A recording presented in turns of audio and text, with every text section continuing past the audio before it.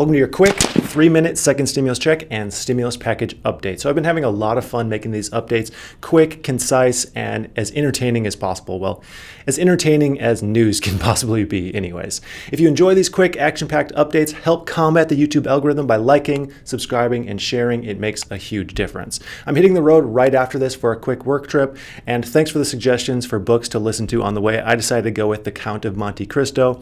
If you've got any more suggestions, let me know in the comments below. So let's dive right in. Today, Mitch McConnell's second skinny bill is set to hit the Senate floor. However, with little to no weight behind it, Trump is calling it puny, and the bill seems to be essentially all for show. While McConnell puts on his show, Nancy's deadline has come and passed with no results.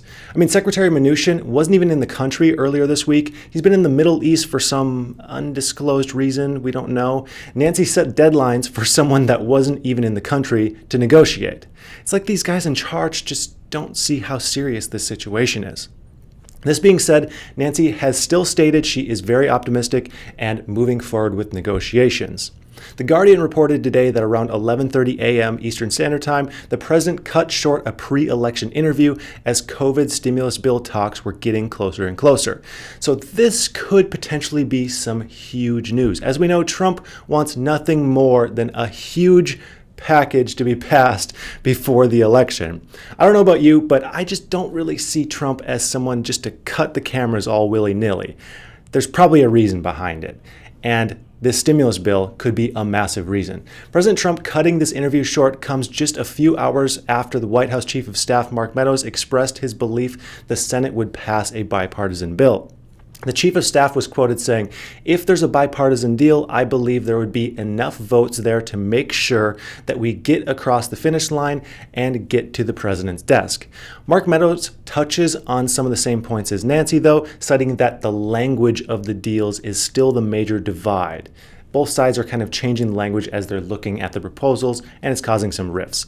On a side note, Meadows told reporters that the administration was moving forward with sending out prescription drug discount cards to seniors. Now, this is not a subject I've really covered since I've been more focused on major pillars of the stimulus bill. However, these prescription discount drug cards could really help many seniors in need. Also, we have Alyssa Farah, the White House Communications Director, who has come out just a few hours ago with some cautiously optimistic news.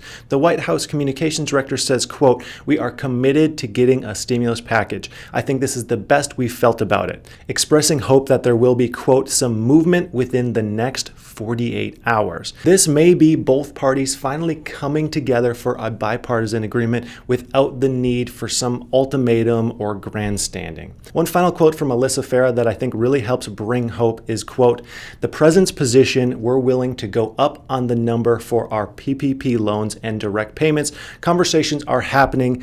I think it's kind of the best place we've been in. This is seriously promising." With the president cutting interviews short, Mnuchin back in the country, and Democrats and Republicans pushing their respective leaders, now just may be the time something gets done.